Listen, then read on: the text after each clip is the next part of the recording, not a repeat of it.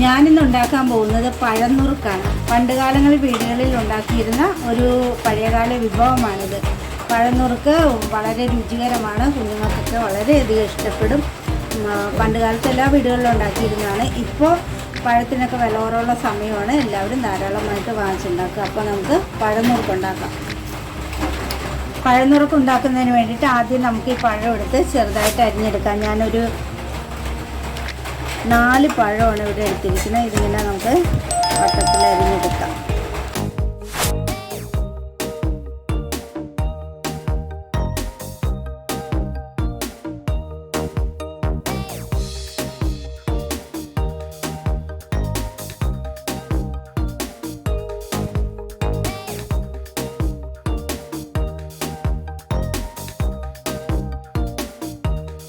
പഴം നമ്മൾ അരിഞ്ഞു വെച്ചു.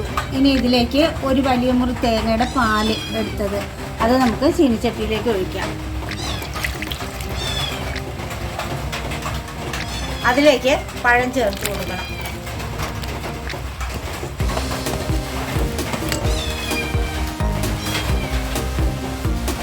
അതായത് ഇനി നമുക്കിത് ചെറിയ തീയിൽ അടച്ചു വെച്ച് ഒന്ന് വേവിച്ചെടുക്കണം.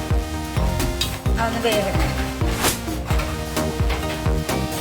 ഇപ്പോൾ ഇത് വെന്തിട്ടുണ്ട്. ഇതിലേക്ക് നമുക്കൊരു ശർക്കര ഉരുക്കിയത് ഒഴിച്ചു കൊടുക്കാം.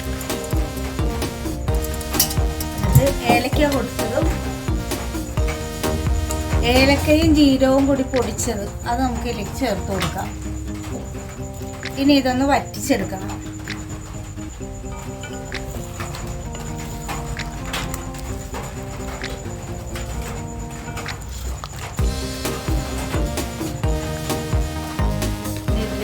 അല്പം നെയ്യ് ഒഴിച്ചു കൊടുക്കാം.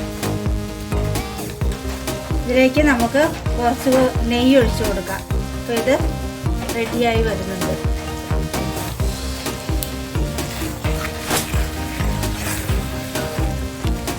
ഈ ശർക്കര ഒന്ന് വറ്റിച്ചു കഴിഞ്ഞാൽ സ്വാദിഷ്ടമായ പഴനുറുക്ക് റെഡി. ഇപ്പോൾ നമ്മുടെ പഴനുറുക്ക് റെഡിയായി. പണ്ട് കാലത്ത് പായസത്തിന് പകരം ചോറിൻ്റെ കൂടെ സദ്യ സമയത്ത് ചോറിൻ്റെ കൂടെ കുഴച്ച് കഴിക്കാനായിട്ട് വിളമ്പിയിരുന്ന ഒരു വിഭവമാണിത്. നിങ്ങളെല്ലാവരും ഇത് ട്രൈ ചെയ്യണം. വളരെ ടേസ്റ്റിയാണ്.